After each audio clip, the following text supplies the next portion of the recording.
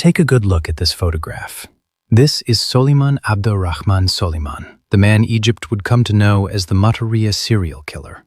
This wasn't a criminal who killed to get something. For Soliman, killing wasn't a means to an end, it was the entire point. He didn't kill for money, and he didn't kill for revenge. He killed because he genuinely enjoyed it. Underneath that calm exterior was a mind twisted by deep psychological damage, driven by urges he never once tried to control. It made him one of the most dangerous killers in Egyptian history. And yet, almost nobody has ever heard his name. He was so careful, so calculated, that Egyptian police spent over a year and a half just trying to figure out who he was. In the end, he was only caught because of one small mistake. But by then, he had already taken 29 lives. This is the complete story of the Mataria serial killer. It all started in March of 1985. Police in the El Marg district of Cairo received a call that would open one of the most disturbing investigations in the city's history. A group of local residents had spotted something floating face down in the Tawfiqiya Canal, a body. Officers rushed to the scene along with a forensic team. What they found was chilling in its precision. The victim was a young man, barely into his 30s. His hands had been bound behind his back with a strip torn from his own undershirt, and what remained of that shirt was wrapped tight around his neck. He'd been strangled, deliberately, methodically. Investigators soon learned who he was, a day laborer who had traveled to Cairo from Minya, hoping to find work. He had almost nothing to his name. He'd been tied up, strangled, and dumped in the canal like he was nothing. And here's the strangest part. There wasn't a single sign of struggle, no scuffle, no resistance. Whatever happened to this man, it happened calmly, almost gently. Investigators later found the killer had only taken a cheap wristwatch and a handful of small change. That made no sense to the police. Why go through all this trouble to rob a man who clearly had nothing worth stealing? And why kill him this way? At first, detectives leaned toward a familiar explanation. This looked like it could be a blood feud, an act of revenge common among families from Upper Egypt at the time. Case seemingly closed. Or so they thought. But just 1 week later, that theory fell apart. A farmer checking his wheat field in El Marj stumbled onto something horrifying. Another body hidden among the crops. Police arrived and were stunned by what they found.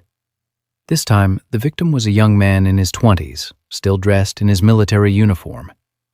His hands were bound behind his back, exactly like the first victim. He lay face down in the dirt, a scarf pulled tight around his throat, strangled. Again, no signs of a struggle. Investigators identified him as a low-ranking soldier stationed at a training camp in Abbasia. He'd simply been on his way to visit his brother before heading back to base.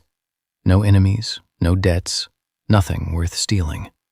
No conceivable reason for anyone to want him dead, let alone kill him this brutally.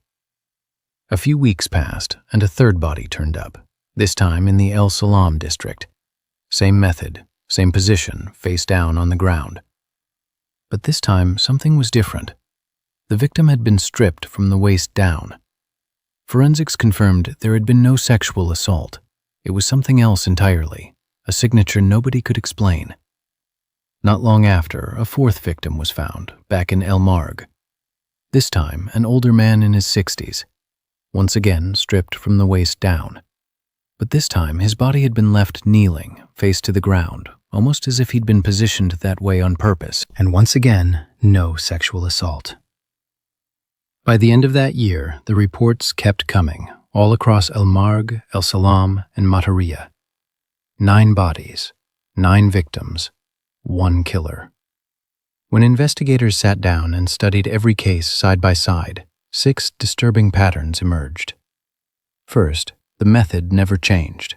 Every single victim was strangled, using an undershirt, a scarf, or a cloth handkerchief, always with their hands bound behind their back.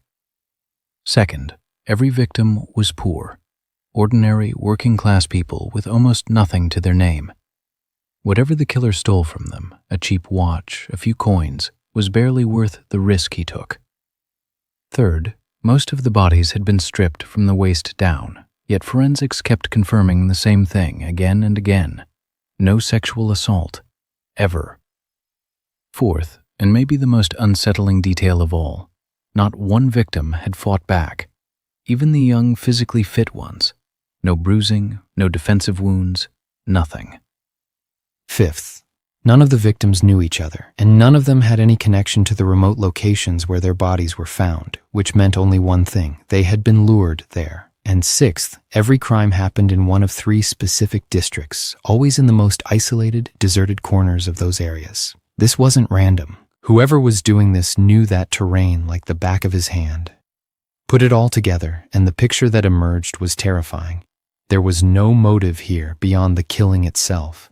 This was the work of one man, patient, deliberate, and utterly without conscience. And as the body count grew, so did the panic. Across Cairo, and especially in El Marg, El Salam, and Mataria, people began locking their doors a little earlier, walking home a little faster, wondering quietly, fearfully, who might be next. For an entire year, the police had nothing. They set up hidden checkpoints along the remote roads leading into these districts. They tightened security at train stations and bus terminals. And still, nothing. No leads, no suspects. Meanwhile, the bodies kept piling up. Whoever this was, he was patient, disciplined, and terrifyingly good at covering his tracks. Then, finally, everything changed. An officer on patrol near one of the usual dumping grounds spotted something on the ground, a body left in that same unmistakable position. He ran over, expecting the worst. Instead, he found something nobody had seen before. The victim was still breathing. Rushed to the hospital in critical condition, the man lay in a coma for 2 full days. When he finally woke up, he had a story that would crack the entire case wide open. He told investigators he'd met a man in his 30s near Giza Square, dressed in a traditional galabeya and turban, dark-skinned, with a stare the survivor said he'd never forget. The man pulled out a gun and claimed to be an undercover police informant. He told the victim there was an open report against him and that it would be far easier and safer to come quietly to the station than to deal with an angry officer later. Terrified, the victim agreed. As they walked, he noticed they were heading further and further from any main road into an increasingly isolated stretch of land. It felt wrong, but he told himself, this is a police informant. Why would he lie? When they finally reached a secluded field, the man told him to let his hands be tied, just as a show of cooperation for when the police arrived. The victim, still trusting him, held out his wrists, and the second the rope tightened, the man moved behind him and began strangling him with his bare hands. The victim blacked out. The next thing he remembered was waking up in a hospital bed. For the first time, police had something real to work with. A forensic artist sat with the survivor and pieced together a detailed sketch. Copies were sent to every checkpoint across the region. 5 months went by. Then, on the very first day of Ramadan in early 1986, officers at a checkpoint in Mataria noticed a scuffle breaking out near a public bus. A man from Upper Egypt arguing with a soldier. They brought both men in to sort out what was going on. And that's when the soldier said something that made every officer in the room go still. The man from Upper Egypt had approached him on the street just minutes earlier, claimed to be an undercover informant, and tried to force him to come to the police station. Investigators looked at each other. They knew exactly who they had standing in front of them. His name was Soliman Abdel Rahman Soliman. When they confronted him, Soliman denied everything. Calm, arrogant, almost amused. He dared them to bring anyone who could actually identify him, so they did. They pulled out the composite sketch. It was almost a perfect match. Then they brought in something Soliman never expected, the one victim who had survived. The man looked him dead in the eye and confirmed it. This was the man who tried to kill him. For a moment, Soliman just stood there, stunned. One of his victims, alive. He knew, right then, that it was over. And in that moment, his cold arrogance gave way to something almost casual. He agreed to confess to everything. He only had one condition: no violence, no insults, and someone to bring him a cup of tea and a cigarette. To understand how Soliman became the man behind all of this, you have to go back to where it started. He was from Beirut, a small town in Asyut province in Upper Egypt.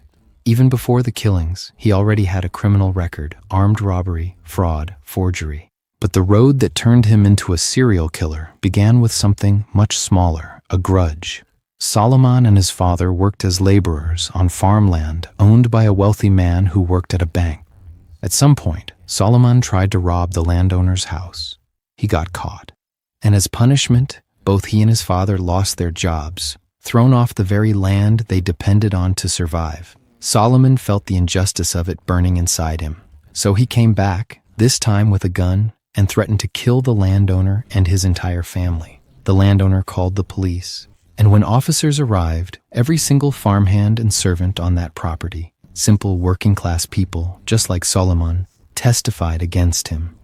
He was sentenced to more than a year in prison, and that year changed him completely. Inside, Solomon convinced himself he was the victim in all of this, wronged not just by a rich man who'd had him fired, but betrayed by his own people, the poor workers who chose to side against him instead of standing by him. That betrayal planted something dark and permanent inside him, a deep, simmering hatred for ordinary working-class people.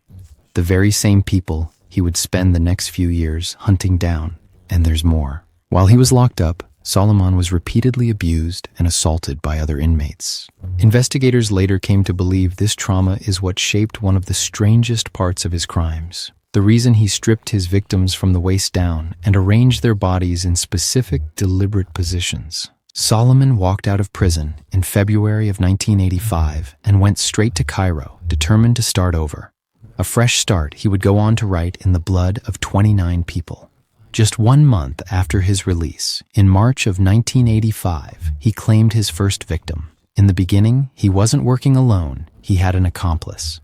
The plan was simple: lure people in, rob them, move on. But that plan fell apart almost immediately. After their first victim turned out to have absolutely nothing worth stealing, the accomplice realized the horrifying truth. Solomon had never been interested in the money. He wanted to kill. Terrified, the accomplice backed out completely. But Solomon didn't stop. He just kept going, alone, on his own terms. When police finally asked him how he chose his victims, his answer was almost clinical. He looked for simple, easily frightened people. People who'd never seen a gun in their life, who'd fall apart the second someone said the word informant. Solomon had no education, no formal training in anything. And yet, in the way he carried out these murders, leaving no witnesses, covering every trace, he showed a kind of cold, calculating intelligence that terrified even the investigators. In the end, his downfall came down to exactly one mistake: the one time he failed to make sure his victim was actually dead. In court, Solomon was formally convicted of 14 murders, 10 that police had uncovered themselves, and 4 more that Solomon confirmed with his own testimony. But in interviews with the press before his execution, he claimed the real number was 29, spread across Asyut, Sohag, Minya, Kalubia, El Marg, El Salam, and Mataria. In March of 1988, Solomon Abdelrahman Solomon was sentenced to death by hanging. His original accomplice, the one who walked away before things went too far, received 15 years of hard labor. And that was the end of the man they called the Mataria serial killer, the man who, for one horrifying year, held the whole city of Cairo hostage to fear. If this story kept you on the edge of your seat, let us know in the comments, and we'll see you in the next one.